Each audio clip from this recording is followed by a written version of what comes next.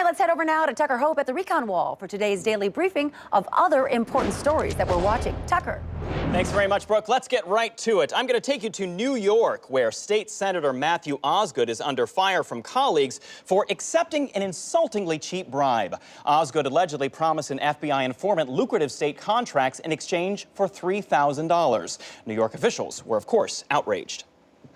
$3,000 is a crime. Matthew Osgood brought shame on New York, a glorious state that shouldn't be sold out for any less than $250,000 in a large boat. And across the country, proponents of gun rights are celebrating today following a Supreme Court decision to uphold a citizen's right to carry a gun at head level in public.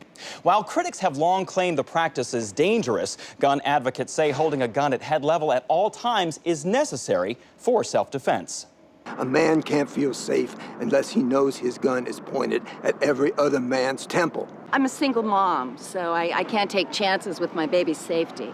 The NRA is hoping that this ruling will push the courts to recognize other gun owner rights, such as the right to put a gun in someone's mouth while crushing their throat with his boot.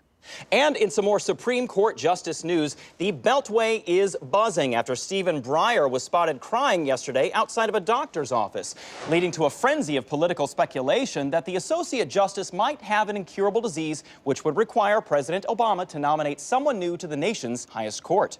D.C. wonks have vowed to be more careful than last year when they misdiagnosed Justice Kennedy's head cold as possible tuberculosis and Scalia's food allergy as the German measles. Nonetheless, a Washington Post columnist predicted that if it's AIDS, Breyer could potentially serve another 5 years. But if it's lung cancer, Obama will have to make a new appointment before summer. Brooke.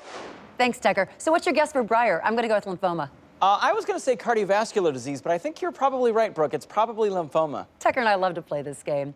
Well, all right, let's head over now to Tucker Hope for a look at what happened on this day in history. Tucker. Thank you very much, Brooke. It was on this day in 600 BC that the first settlers landed in Japan seeking a place to freely enjoy tentacle rape pornography. At the time, the Japanese lived in mainland China, where they faced persecution from a government that found their love of watching teenage girls forcefully violated by squid monsters to be distasteful. A brave villager, Katsushika Jimu, knew his people would never have peace to masturbate to horny cephalopods until they had their own country. He led the Japanese to build a ship, and they loaded it with food and tentacle porn to sustain them over a difficult ocean voyage. After many days, they discovered a vast, pristine island and named it Japan, which translates to mean tentacle-caressed cervix. Jimu was crowned emperor and proclaimed, "It is the unalienable right of all free men to masturbate to illustrations of crying girls tied up in bizarre bondage being penetrated by multiple dripping tentacles. This land of Japan shall live forever and be a refuge for such perverts." These days, the youth are more into animated demon rape.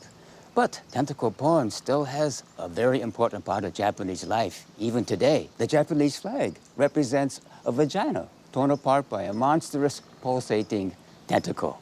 Also of note, it was on this day 5 years ago that the last historian who knew what the War of 1812 was about died. And on this day in 1845, our 11th president, James K. Polk, issued the first postage stamp. Thanks to @2Dan4U on Twitter for coming through with that name. Brooke. Thanks, Tucker. All right, we have